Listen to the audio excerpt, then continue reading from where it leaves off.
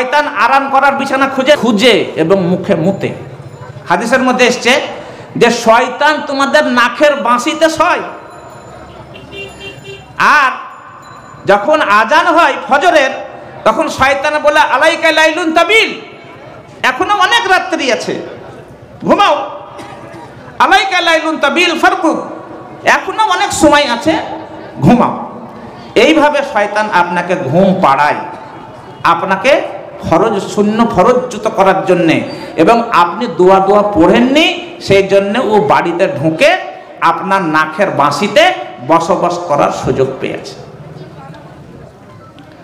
আর যখন আপনি খেতে বসেন তখন আপনার সঙ্গে শয়তান খায়। অতএব আপনি খাওয়া দাওয়ার পরে বলেন যে আরে আজ দারুণ ভোগ লেগেছিল গো, এত খাবার আমি কোনোদিন খাইনি, কিন্তু অতটা খাবার পেছনে শয়তান আছে যে বিসমিল্লাহ না পড়ার কারণে খেয়েছে।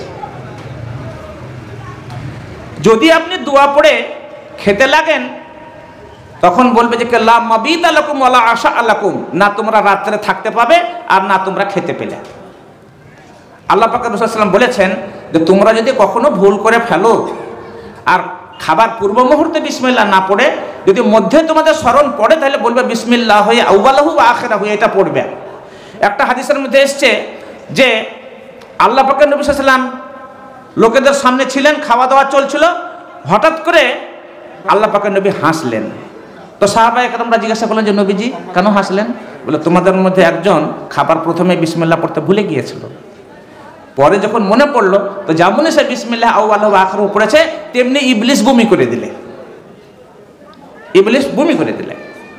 হাদিসের মধ্যে এসছে যে একবার জিনরা নবীজির কাছে ওয়াজ নসিহত শোনার জন্য তেনাকে আমন্ত্রণ করেছিলেন। আব্দুল্লাহ বিন মাসউদ সঙ্গে ছিলেন। তো আব্দুল্লাহ বিন মাসউদকে সঙ্গে নিয়ে গিয়ে নবীজি বললেন যে তোমাকে একটা বৃত্ত টেঙে দিলাম ঘেরা, তুমি এখানে থাকবে, বাইরে যেও না। তো হযরত রাসূল আকরাম সাল্লাল্লাহু আলাইহি ওয়াসাল্লাম চলে গেলেন সেখান থেকে। একটা সম্মেলন হচ্ছিল জিনেদেরকে নিয়ে, তো সেখানে অনেকক্ষণ কথাবার্তা হলো। কিছু কথা হযরত আব্দুল্লাহ ইবনে মাসউদ শুনতে পেলেন। অন্য রওয়ায়াতে এসছে যে উনি ভাবলেন যে নবীজি হয়তো কোনো মুসিবতে পড়ে গিয়েছেন, তো আমি একবার বেরিয়ে গিয়ে দেখি কি হলো। আবার পরক্ষণে ভাবলেন যে না, নবীজি তো আমাকে বৃত্তের বাইরে যেতে নিষেধ করেছেন, অতএব আমি এখানেই থাকবো। তারপরে হযরত কিছুক্ষণ পরে ঘুরে এলেন। উনি জিজ্ঞাসা করলেন আব্দুল্লাহ বিন মাসউদ নবীজি কোথায় গিয়েছিলেন? তো উনি বললেন যে এখানকার জিনেরা আমার কাছ থেকে শরীয়ত শিক্ষার জন্য আমাকে ডেকেছে, তো ওদেরকে আমি কিছু কথাবার্তা বললাম। লাস্টে ওরা আমার কাছে অনুরোধ রাখলো যে স্যার আমাদের খাওয়ার খুব সংকট, খাদ্য সংকটে আমরা ভুগছি, তো যদি মেহেরবানি হতো যদি আপনি আমাদের জন্য খাদ্যের কিছু উপায় বাতলে দিতেন। তো নবীজি বলেন আমার উম্মত যে মাংস খেয়ে হাড় ফেলে দিবে, তোমরা বিসমিল্লাহ বলে সেটা খেলে পরে তোমরা সে মাংস পরিপূর্ণ হয়ে যাবে। আর আমার গবাদি পশু আমার উম্মতের তাদের যেটা 20টা লাদ সেগুলো তোমাদের গবাদি পশুর জন্য আহার। অতএব আল্লাহ পাক নবী বলেছেন তোমরা হাড়ে কখনো হাড়কে নোংরা করিও না, ইস্তেঞ্জা করিও না, এবং লাদ দিয়েও তোমরা ইস্তেঞ্জা করিও না। অবশ্য এর একটা কারণ এই হাদিসে এসেছে যেগুলো জিনেদের খাবার, অন্য হাদিসে এসছে যে লাদটা ব্যবহার করিও না পরিচ্ছন্নতার জন্য, তার কারণ সেটা তো নিজেই নোংরা জিনিস। ব্রাদার মিল্লাত, শয়তান খায়, আপনার খাবার খায়, আপনার না খেয়ে শয়, আপনাকে এসা নামাজ, আপনাকে ফজরের নামাজ ভঙ্গ করার জন্য আপনাকে গৃহে দেয়। আর আপনার দ্বারাতে মারাত্মক ভুল হয়ে গেলে পরে আপনার বিবিকেও ছাড়বে না। এই রকম ভাবে শয়তানকে আল্লাহ রাব্বুল আলামিন শক্তি দিয়েছেন। একটা হাদিসের মধ্যে এসছে, সেটা আপনাদের সম্মুখে বলেছি, যে আল্লাহ পাকের রাসূল সাল্লাল্লাহু আলাইহি ওয়াসাল্লাম তাহাজ্জুদের নামাজ পড়ছিলেন। তো শয়তান যে কোনো একটা রূপ ধরে নবীজির সামনে এমন কিছু লম্ফঝম্প আরম্ভ করলো, লাইয়াক্তা আলাইয়া সালাতি, যাতে আমার নামাজ ভণ্ডুল হয়। কি সাহস দেখেন, সুবহানাল্লাহ। যার বাণীর বরকতে উপরডিহার মানুষ এখানে কাজ কাম ছেড়ে যার বাণী শোনার জন্য এখানে তন্ময় হয়ে বসে আছে, শুনছে যার বাণী, কোনো বক্তা ওলিয়া উলিয়া পীর পাইগম্বরের মুখ থেকে কোনো রকমের বেয়াদবিমূলক কথা যদি আমার নবীর শানে হয় তো বরদাস্ত করবে না, তার চাচা আবু লাহাবের শানে যদি হয় খুশি হবে, কিন্তু তিনার এবং তিনার অনুসারীদের বিরুদ্ধে কোন রকমের অপমানজনক কথা বরদাস্ত করবে না। এত বড় ব্যক্তিত্বের নামাজ নষ্ট করার জন্য চেষ্টা করেছে। ফাআমকানানি আল্লাহ, নবীজি বললেন যে আল্লাহ আমাকে শক্তি দিলেন, আমি তাকে ধরলাম, খালি ধরাই নয় বাঁধলাম, এবং খালি বাঁধাই নয় মদিনার মসজিদের খাম্বাতে বাঁধলাম। কিন্তু আল্লাহ রাব্বুল আলামিনকে অন্য কিছু মঞ্জুর ছিল। ফাযাকারতু কাওলা আখি সুলাইমান, আমার ভাই সুলাইমানের কথা মনে পড়ে গেল। কি? রব্বি হাবলি মুলকান লা ইয়ামবাগি লিআহাদিন মিন বাদি, আল্লাহ তুমি আমাকে যেসব শক্তি দান করেছো সেগুলো পরে কাউকে দিয়ে আমাকে ছোট করিও না। আর উনি জিনকে পেঁদাতেন, বুঝতে পেরেছেন? জিনকে এমন পেঁদাতেন যে মরার পরেও জিনেরা অনুমান করতে পারেনি। উনি লাঠিতে ভর দিয়ে দাঁড়িয়ে থেকেছেন। কোরআন শরীফের বিবরণ, তারা সকাল সকাল আসতো, বাইতুল মুকাদ্দাস তৈরির কাজে তারা সহযোগিতা করত, কিন্তু শেষমেশ উনি মরে যাওয়ার পরে কাঠের লাঠিকে যখন হুঁকাতে খাওয়ার কারণে যখন পড়ে গেল তখন তারা জানতে পারল। জিনরা যদি জানতে পারত যে সুলাইমান মরে গিয়েছে, মা লাবিসু ফিল আযাবিল মুহিন, তাহলে ওই পাথর খোদাই করে ইট তৈরি করে ওই আপনার বাইতুল মুকাদ্দাস তৈরি করার মতো এই কঠোর কাজ তারা করত না। বুঝতে পেরেছেন? তো এইরকম ওদেরকে আল্লাহ পাকের নবী সাল্লাল্লাহু আলাইহি ওয়াসাল্লাম, আল্লাহ রাব্বুল আলামিন এমন ভাবে তাবে করে দিয়েছিলেন যে কাঁদাতো। দেলালপুরের মাওলানা আব্দুল হান্নান সাহেব ছিলেন, বুঝতে পেরেছেন? তো জিনে ধরা রোগী ওনার কাছে গেলে পরে উনি বলতেন जाके कह दो कि आईना वाला ने सलाम दिया और कहा के चले जाओ। জিন ছাড়াবার ব্যাপারে সুলাইমান নবীর নামও এক মহামন্ত্র, বুঝতে পেরেছেন? তো সে দোয়া করেছিলেন, সে দোয়ার কারণে তিনি তাকে আল্লাহ পাক প্রতিহত করলেন, তার নবীর কোনো ক্ষতি হলো না। ব্রাদানে মিল্লাত, শয়তান আপনাকে সম্পদ চুরি করে নানানভাবে। বুখারী শরীফের হাদিসের মধ্যে এসেছে, হযরত আবু হুরায়রা বলছেন যে আল্লাহ পাকের নবী আমাকে সাদকা যাকাত উসুর ফিতরা কুরবানি এই মর্মের কোনো সম্পত্তির হেফাজতের জন্য দিলেন। আমি ভাবলাম যে চুপচাপ দাঁড়িয়ে না থেকে আমি নামাজ পড়ি, নামাজও পড়া হবে, হেফাজতও করা হবে। অতএব আমি নামাজে দাঁড়ালাম, এক চোর চলে আসার পরে চাদর বিছিয়ে দেওয়ার পরে সেই সম্পত্তি ভরতে লাগলো। আমি শর্টকাটে নামাজ সারার পরে খপ করে ধরলাম, এই সাদকার মাল কেন চুরি করছিস? বলে, ভাই সাহেব আমি খুবই অভাবী, আমার ছোট ছোট বাচ্চা কাচ্চা আছে, বাড়িতে খাবার হয়নি, আমি অভাবে সবরনষ্ট তাদের জন্য চুরি করতে এসেছি স্যার, আমি আর আসবো না। ছেড়ে দিলেন। আল্লাহ পাকের নবী সাল্লাল্লাহু আলাইহি ওয়াসাল্লাম সকালবেলা জিজ্ঞাসা করলেন মুচকি হেসে, মা ফাআলতা বিআসিরিকা ইয়া আবু হুরায়রা, আবু হুরায়রা তোমার সেই চোরটার সঙ্গে বা তোমার সেই বন্ধুর সঙ্গে কি আচরণ করেছো? তো উনি আশ্চর্য হলেন না। আল্লাহ পাক যে তার রাসূলকে সমস্ত বলে দিয়েছেন এটাতে নাদের ঈমান ছিল। উনি বললেন যে স্যার ও খুব দরিদ্র আর অভাব খুব, ছোট ছোট বাচ্চা কাচ্চা, এমন মানে অ্যাক্টিং করলো অনুনয় বিনয় যে স্যার আমি ছেড়ে দিয়েছি ওকে, আর ও অঙ্গীকার করে স্যার আসবে না। নবীজি বললেন যে আবার আসবে। দ্বিতীয় রাত্রে তো ওটা সতর্কই ছিল, ঠিক আবার এলো, কাপড় চোপড় বিছিয়ে জিন সম্পত্তি ভরতে লাগলো, সব টাকা করে যা যেখানে ছিল। হযরত আবু হুরায়রা শক্তপোক্ত করে ধরলেন, এই বেটা তোর আজ আর নিস্তার নাই। কিন্তু ও কালকের চাইতে আরো বেশি কাঁদা কাটলে, কেন কিয়ামত পর্যন্ত আল্লাহ তাআলার কাছ থেকে ঢিল নিয়ে এসছে, রন্ধ্রে রন্ধ্রে বেড়াবার শক্তি আছে, অ্যাক্টিং এর কোনো অভাব নাই।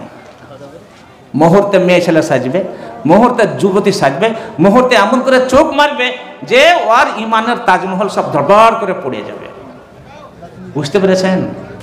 তো অ্যাক্টিং করাতে কাঁদা কাটাতেও ছেড়ে দিলেন, বলে আর আসবো না।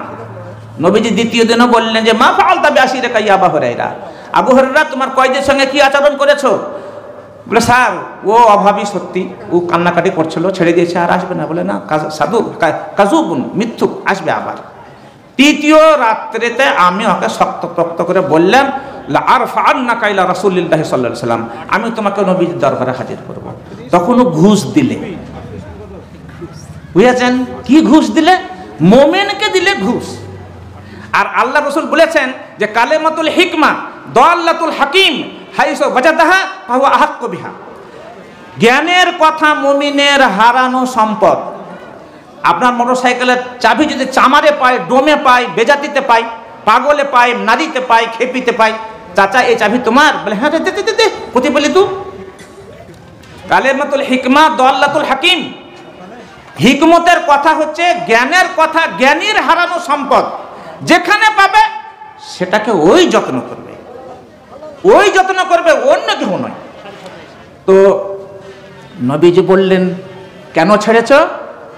বলে হযরত জি জামা, আমি যখন ওকে চেপে ধরার পর ছাড়লাম না, তখন আমাকে বললে যে তোমাকে একটা দোয়া শিক্ষা দেব। আহা, মোমেন দেখেন চোরের কাছ থেকেও দোয়া শিখতে রাজি। খালি দোয়া শিক্ষা নয়, দোয়ার বিনিময়ে ওকে ছেড়ে দিলে। হ্যাঁ, 3বার যে অপরাধ করেছে তাকে খালি দোয়া শিক্ষা করে ছেড়ে দিলে। ইমান ছিল, ইমানের ঝলকটা বুঝেন। আর এখানে ভালো মন্দ খাইও, বসো ভাই, আগিয়ে এসো ভাই, একটু পেছিয়ে এসো ভাই, আগিয়ে এসো ভাই, কোনো কানে কথা নেই। বুঝতে পেরেছেন? আর ও দোয়া শিখাচ্ছে, ওরকে ছেড়ে দিলে। কি দোয়া? বলে আয়াতুল কুরসি পড়বে। সুদার আগে সম্পদের সামনে গিয়ে আয়াতুল কুরসি পড়বে, আল্লাহর কাছে উদ্দেশ্য করে যে আল্লাহ তুমি আমার সম্পদের হেফাজত করিও। এই কথাটা নবীজি জিজ্ঞাসা করলেন, আবু হুরায়রা মা ফাআলতা বিআসিরিকা, তোমার সেই কয়েদির সঙ্গে কি আচরণ করেছি? বলে নবীজি ও আমাকে বলেছে যে তোমাকে আমি একটা দোয়া শিক্ষা দেব, সেই দোয়াটা তুমি যদি সম্পদের উপরে পড়ো তাহলে শয়তান তোমার সম্পদ চুরি করতে পারবে না। দোয়াটা কি? দোয়াটাই আমার নবী সাল্লাল্লাহু আলাইহি ওয়াসাল্লাম বললেন সাদাকা ওয়া হুয়া কাযুব, তোমাকে এই কথাটাও ঠিক বলেছে, তোমাকে এই কথাটা ঠিক বলেছে, যদিও সে বড্ড মিথ্যু। ব্রাদানে মিল্লাত, শয়তানকে আল্লাহ পাক এত শক্তি দিয়েছে যে নামাজিকে পর্যন্ত তার মাথাকে গোলমালিয়ে দেয়। একদা আল্লাহ পাকের নবী সাল্লাল্লাহু আলাইহি ওয়াসাল্লাম 2 রাকাত নামাজ পড়ার পরে চলে গেলেন আসরের কিংবা জোহরের নামাজ। ফাখারাজা সুরআনুন নাস, যারা তারা প্রবণ লোক তারা বেরিয়ে গেল এবং হাসতে হাসতে গেল যে কোসরাতে সালাত, নামাজ 4 থেকে 2 নেমে এসেছে। ওখানে খেরবাক বা জুলিয়াদাইন নামে একজন ব্যক্তি ছিল, একটু নির্ভীক ছিলেন, আর হাতটা একটু লম্বার জন্য তাকে আল্লাহ পাকের নবী বলতো যে কি লম্বা হস্তওয়ালা, হাতওয়ালা। অফিল কওমে আবু বকর ও ওমর ফাহাবাহু ইয়াতাকাল্লামা, 4 রাকাত নামাজ 2 রাকাত পড়ালেন, আবু বকর আছে, ওমর আছে, তো ফাহাবাহু ইয়াতাকাল্লামা, ভয়ে প্রসঙ্গটা কেউ তুলতে পারলেন না যে নবীজি নামাজ 2 রাকাত পড়ালেন কেন, কমে গিয়েছে নাকি, না ভুলে গিয়েছেন। খেরবাক যে বললেন যে নবীজি নামাজ কি কমে গিয়েছে? বলে কেন? বলে আপনি 2 রাকাত পড়ালেন। বলে না, 2 রাকাত নয়, 4 রাকাতই পড়াচ্ছি। জিজ্ঞাসা করেন, আমাকে বিশ্বাস যদি না করেন তো আপনার 2 সঙ্গীকে জিজ্ঞাসা করেন। নবীজি উনাদের উদ্দেশ্যে বললেন যে সাদাকা জুলিয়াদাইন, জুলিয়াদাইন ঠিক বলেছে, বলেছি ঠিক বলেছে। আল্লাহ পাকের নবী সাল্লাল্লাহু আলাইহি ওয়াসাল্লাম 2 রাকাত নামাজ পড়ালেন, বললেন ইন্নী আনা বাশারুম মিথলুকুম আনসি কামা তানসাউন, আমি তোমাদের মতন মানব, আমারও ভুল হয়, ভুল শয়তানে করাই। বুঝতে পেরেছেন? আমার ভুল হলে তোমরা ফাইজা নাসিতু ফাযাক্কিরুনি, আমাকে আমার ভুল হলে পরে তোমরা আমাকে জানাইয়ে দিও। একটা হাদিসের মধ্যে এসছে যে তোমরা পায়ে পা মিলাও, যদি পায়ে পা না মিলাও তাহলে শয়তান ছাগলের বাচ্চার আকার নিয়ে ওখানে বসে থাকে নামাজ ভণ্ডুল করার জন্যে। আর একটা হাদিসের মধ্যে এসছে যে তোমরা যখন আজান দাও তাহলে আজানের ধ্বনি ইবলিস শুনতে পায়, শুনতে পাওয়ার পরে যত দূর তার ধ্বনি যায় তত দূর পর্যন্ত ও পালায়। লালবাগ যায় তো লালবাগ আজান হয় না, লালবাগেও আজান হয়, তো যাবে কোথায়? যায় আকাশের দিকে, যেদিকে অনেক দূর পর্যন্ত চলে গেলে আজানের ধ্বনি শুনতে পাবে না। যেমনই আজানের ধ্বনি শেষ হয়ে গেল তখন আবার এসে হাজির, উজুতেও নানান ধরনের ওয়াসওয়াসা দিবে। তারপরে একামতের টাইমে আবার পালাবে, একামাত শেষে আবার আসবে উজকুর কাদা ওয়া কাদা, এটা মনে করাবে সেটা মনে করবে। ছুরান যে হারিয়ে গিয়েছিল, পাওয়া যেছিল না, ওই নামাজ পড়তে লেগে মনে পড়বে। হিসাব যে মিলাতে পারছিল না, হঠাৎ করে মনে হবে রে তো লুঙ্গি কিনেছিলাম একখান 500 টাকা দামে, তার লেগে পয়সা মিলছিল না। উজকুর কাজা ওয়া কাজা, একটা লয়, রাজ্যের ছোট বড় সমস্ত কথা মনে করাবে। হাত্তা লাইয়াদারি কাম সাল্লাহ, শেষে এমন হবে যে কয় রাকাত নামাজ হলো বুঝতে পারবে না। ভাই, মুক্তাদি যদি হন তো বেঁচে গেলেন, আর ইমাম যদি হয়, আমাকে যদি নামাজ পড়াতে দেয় আর আমি যদি নামাজে ভুলে যাই, তাহলে আমার যে কত কষ্ট হবে সে আলেমরাই বুঝে যে আগে বাড়িয়ে নামাজ পড়ে যায়। সর্বনাশ ব্যাপার, জাল সাথে এসেছি এখানে এরকম জায়গাতে, আর এত লোক আমার ওয়াজ শুনে প্রভাবিত হয়েছে, আর ওদেরকে 4 রাকাতের জায়গাতে যদি 3 রাকাত হয় বা 4-এর জায়গাতে যদি 5 হয়, তাহলে লোকে ভুলবে কি? বুঝতে পারছো? খুব মানসিক কষ্ট হয়। এই হচ্ছে ইবলিস। একা তো ইবলিস আছে, অপরদিকে আল্লাহ পাক বলেছেন কিছু ফেরেশতা আছে।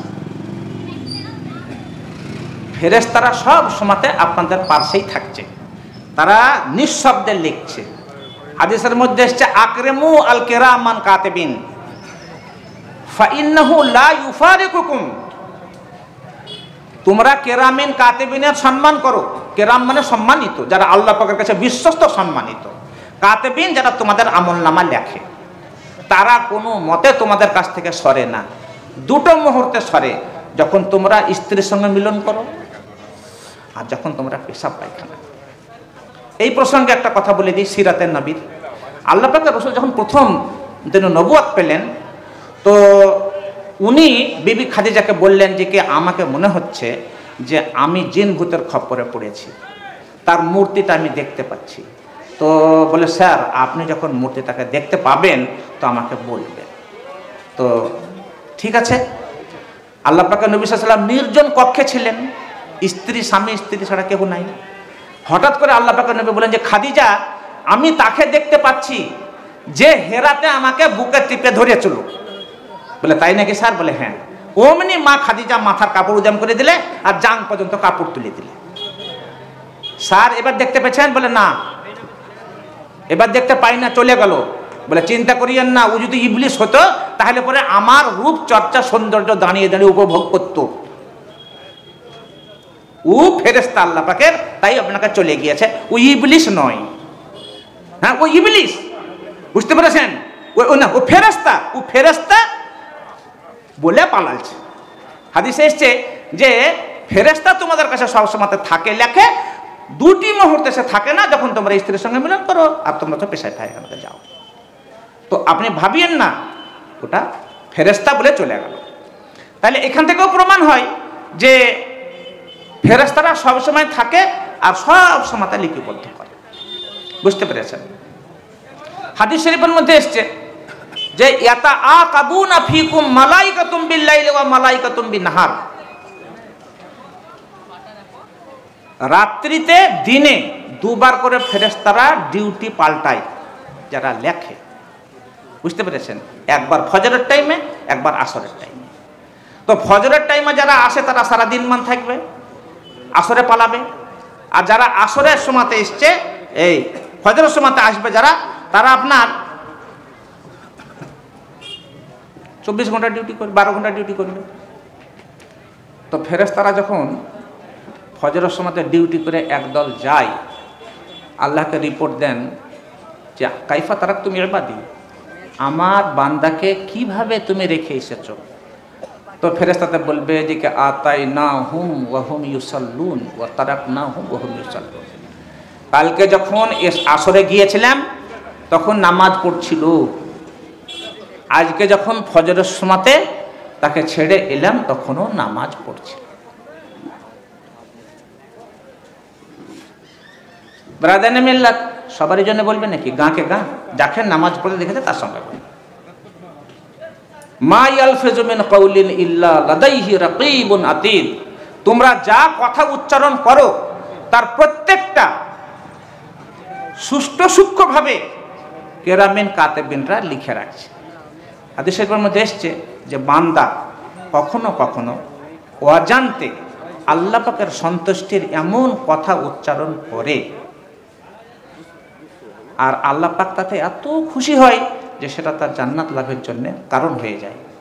আর কখনো কখনো বান্দা তার ভয়াবহতা না জেনে এমন কিছু কটু কথা বলে যেটাকে আল্লাহকে এত অপছন্দ যে তা সে জাহান্নাম যাওয়ার জন্য কারণ হয়ে যায়। তাহলে বিরাদারনে মিল্লাত, সব সময়তেই আমাদের পিছনে শয়তান লেগে আমাদেরকে কুপদগামী বিপদগামী করার চেষ্টা করছে। তো তাহলে আমাদের উপায় কি? তো আমাদের উপায় কি করতে হবে? একটা হাদিসের মধ্যে এসছে, ইন্নাল্লাহা আযজা ওয়া জাল্লা ইয়াবসুতু ইয়াদাহু বিল্লাইল।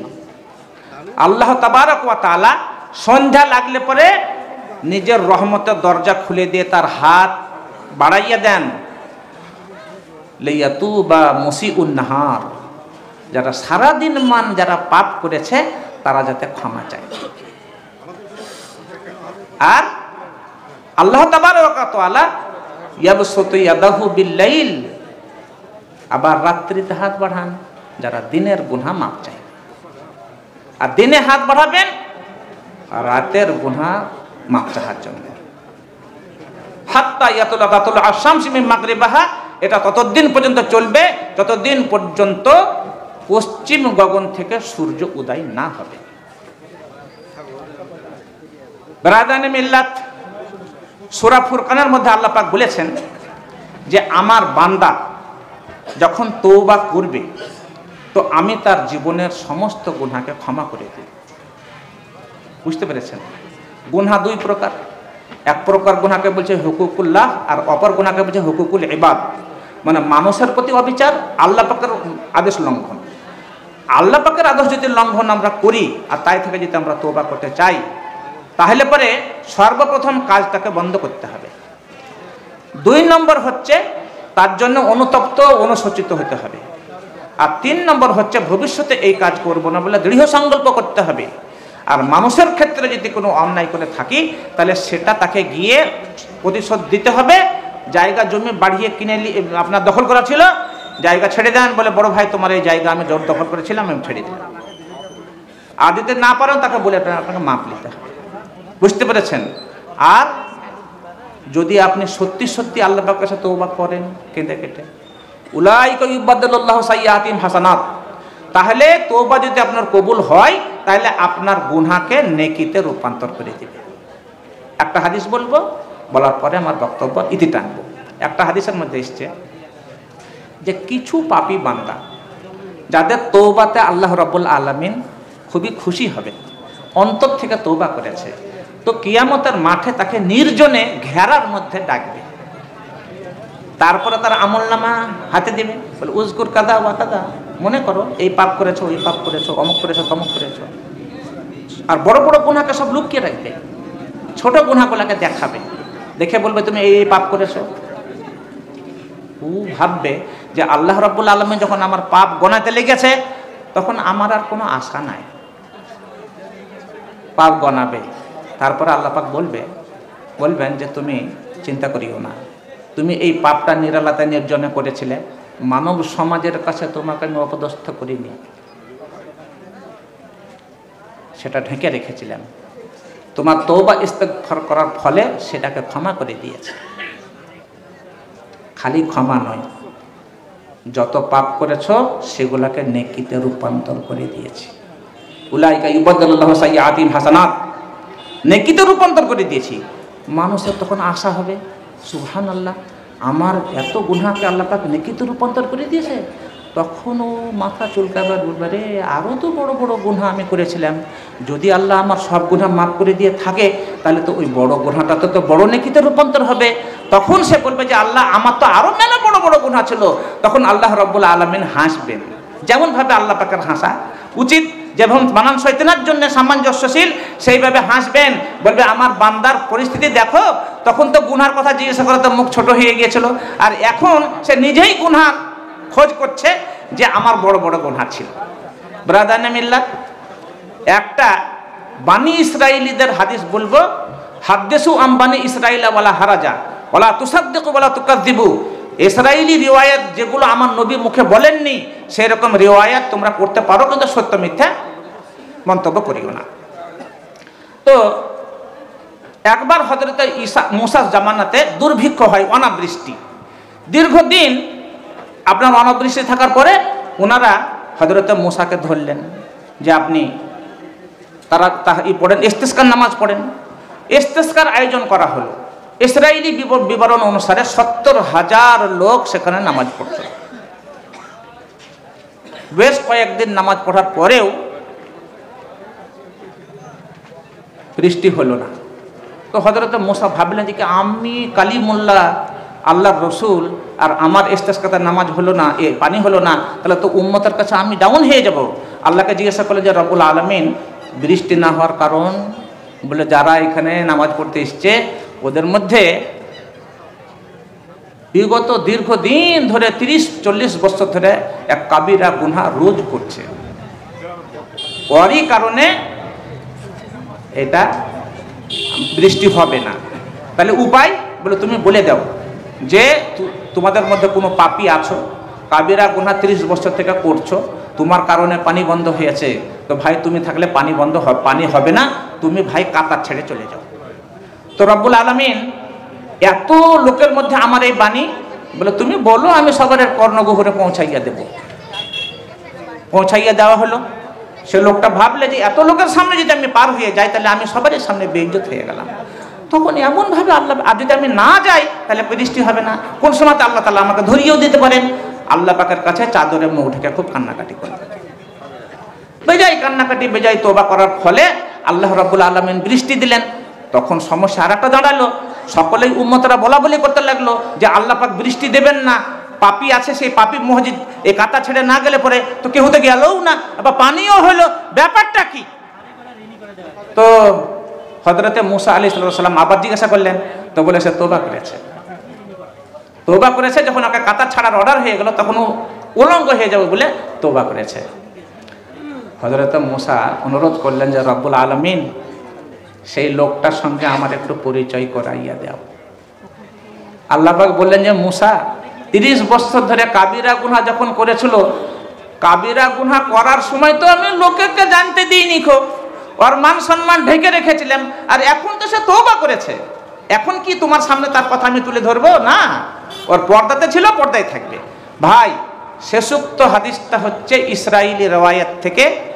আল্লাহ পাক রাসূল বলেছেন হাদিসু বানি ইসরাইলা ওয়ালা হারাজা, ইসরাইলি রওয়ায়াতগুলো তোমরা বলতে পারো, কিন্তু সত্য বা মিথ্যা এমন কোনো মন্তব্য করিও না। আর ইসরাইলি রওয়ায়াতের কিছু হাদিস যেগুলো আল্লাহ পাক নবী সাল্লাল্লাহু আলাইহি ওয়াসাল্লাম নিজেই মুখে উচ্চারণ করেছেন, সেগুলো হাদিস একবারে A to Z, সেগুলো হাদিস এবং সেগুলো গ্রহণযোগ্য সানাদ সাপেক্ষে। আমি সংক্ষিপ্ত বক্তব্য এখান থেকে শেষ করলাম। আমার বলার মাধ্যমে কোনো ভুল ত্রুটি যদি হয় গুণীজনরা বলে দিলে আমাকে খারাপ লাগবে না।